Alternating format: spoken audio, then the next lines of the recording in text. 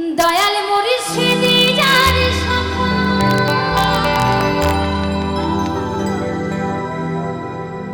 দয়াল মুর্শিদি যার সখা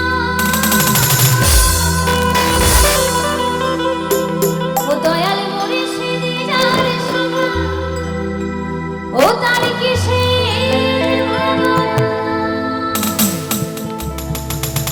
খুলে দিল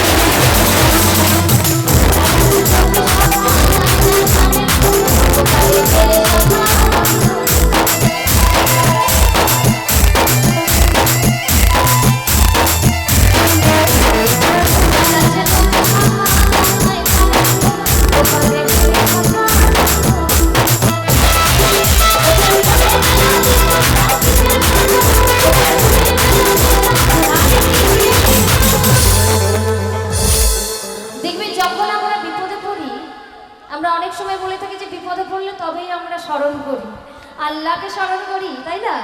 বিপদে না পড়লে স্মরণ করি না, এটা কিন্তু সত্যি কথা। কারণ আমি নিজেও যখন বিপদে পড়ি, মনে হয় যে আমি বিপদে পড়েছি, আমার সমস্যা এসছে, তখনই কিন্তু তাড়াতাড়ি গিয়ে আমি আগে কোরআন শরীফ পড়তে বসি, ঠিক আছে? আর না হলে নামাজ পড়তে বসে, শুক্রবারের দিন অন্তত নামাজ পড়তে বসে সেই আল্লাহর কাছে দোয়া চাই যে আমি যেন সেই বিপদ থেকে মুক্তি হতে পারি।